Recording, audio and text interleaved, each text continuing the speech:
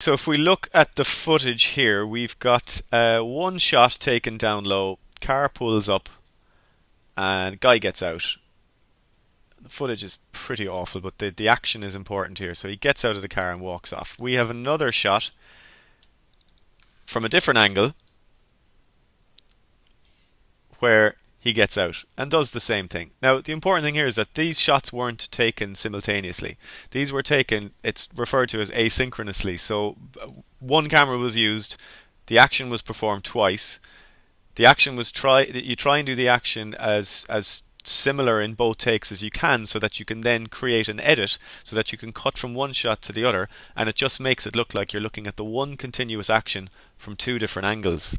Okay?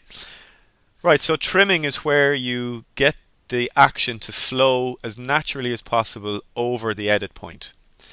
Now, I'm going to look at it from the point of view of having this shot as my first shot. I'm going to create a new sequence, and I'm going to call it trim, and it's open there. So I get my first shot. Now, I can start off using my insert and my overwrite, or my insert specifically here. So I want the shot to start where he's just getting out of the car. Obviously, I don't want him looking at the camera, so I'll start my shot here. Put an in point, play the shot to where the door is closed. Okay, so the action is closing the door. I'll put an out point, I'll insert that on the timeline, or I'll drag it down to make sure I get to change the sequence settings. And I'll zoom in so I can see more of my clip. Now, the next shot is going to be the front view of the same action. So he gets out of the car, but because I want the action to pick up after the second shot, then it needs to be at pretty much at the point after the first shot ends. So he closes the door. He's just closing the door at the end of the first shot. So I'll pick up that action here with an in point, and it doesn't matter then how much of it. I can follow him down the beach then, or I can just put an out point there and fade it or something. And I'll put the playhead here at the end of the first clip and insert that onto the timeline.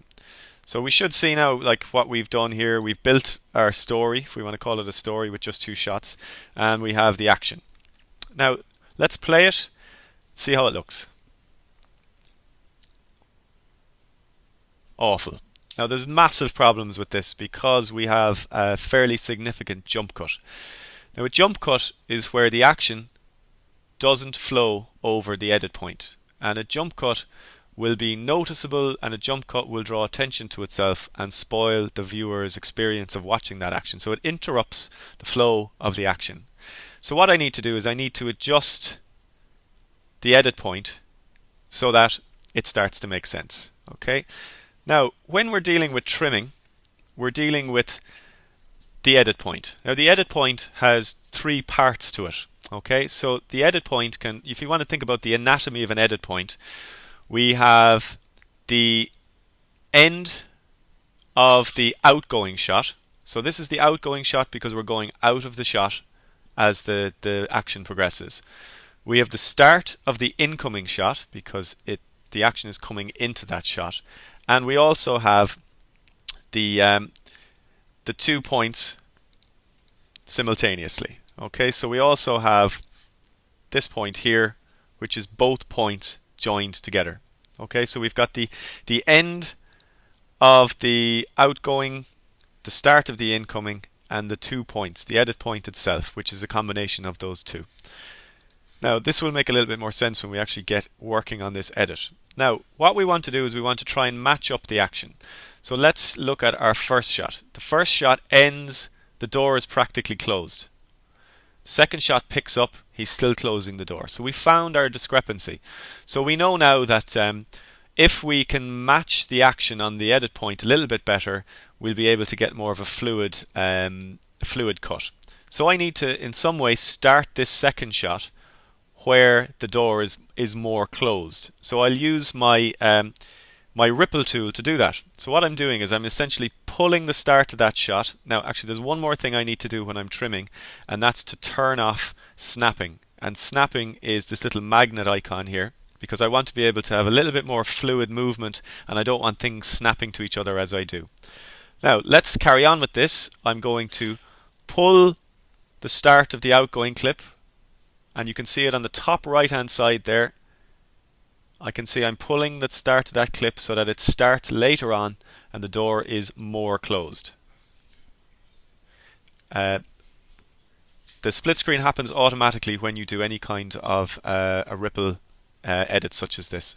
So just by clicking and dragging with the ripple tool or the ripple icon, it splits the screen and it shows you those two views.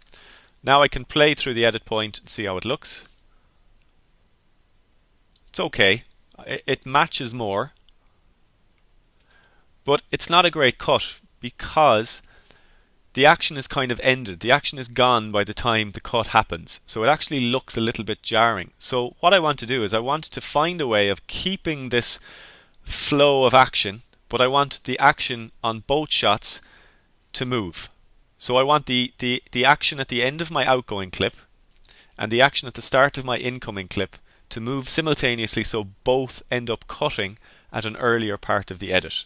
And that's where I use my roll operation. And my roll editing tool is here. It's the little tool with the arrows pointing in both directions, the two arrows pointing in both directions. And what that allows me to do is to select the edit point. Now the edit point is going to move both the start of the incoming and the end of the outgoing simultaneously, and I'll be able to pull both of those to an earlier point. So now by pulling that edit point in its entirety back up the timeline, the action should now still match up, but should start or should happen earlier on in the action. That looks more natural to me now because he's just starting to close the door and it's been matched up by the ripple, but now the roll allows me to move where the edit happens across both shots. Now that's tricky. So this is quite difficult to get your head around first. So I'm going to run through that again.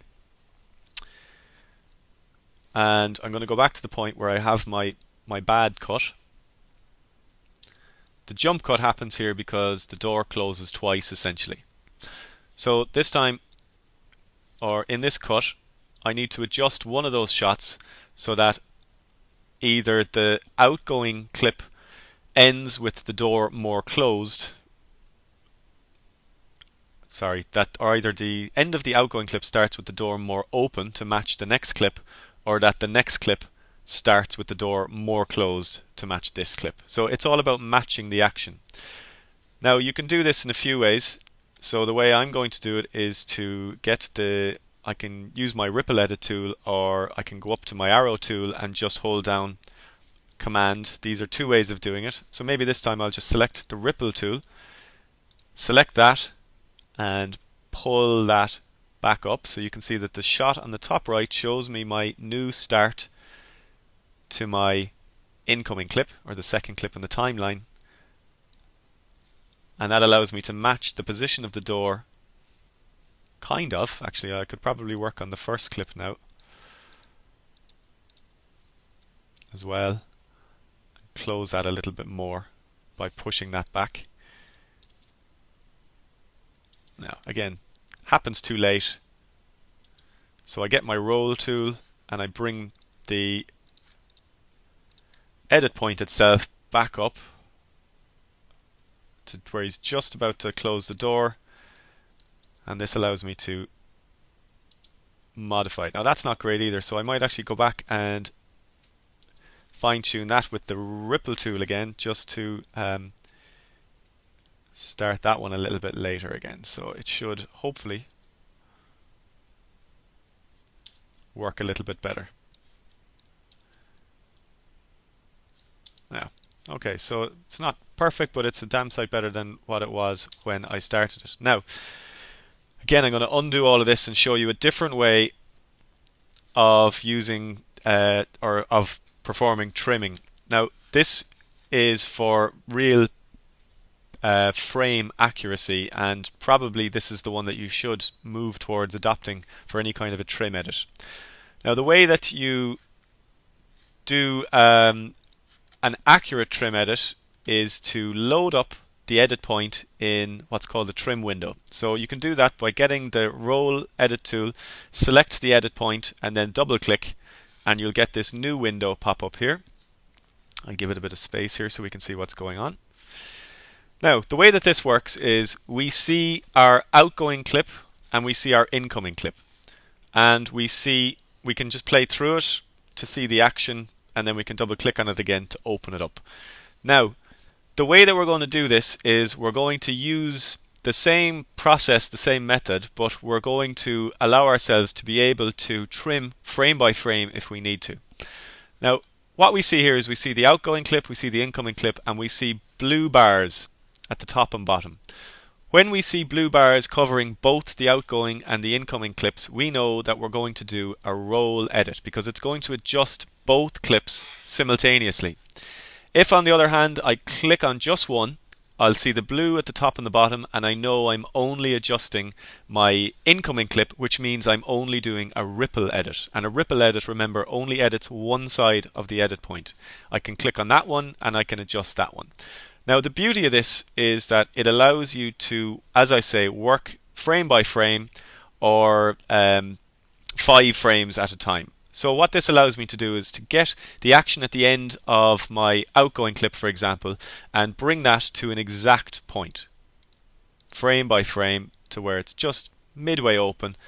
Then select my incoming clip and perhaps get that to the exact point where the door is midway open, and then I can sample that edit by just playing around it, and you can see that it kind of matches up, but I might need to do a little bit of fine tuning, maybe bring that one back a bit, bring that one forward a bit, and well, that won't work at all. Actually, I'll just undo that, and then play it again.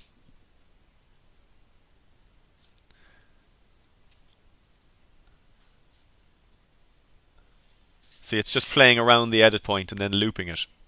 Now, that's no good, so I need to maybe push that door in a bit more and play it one more time.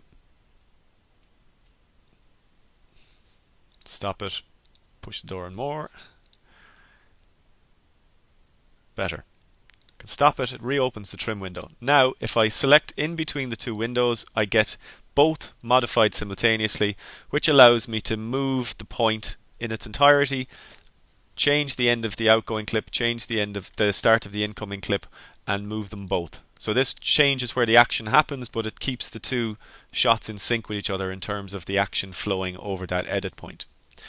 So this is trimming, and again, it's really down to what kind of accuracy you need, whether or not you stay down here and do it, or whether you come up here and do it. I'd suggest you get used to using the trim window because you're going to need it at some point if you're doing any kind of continuity cut.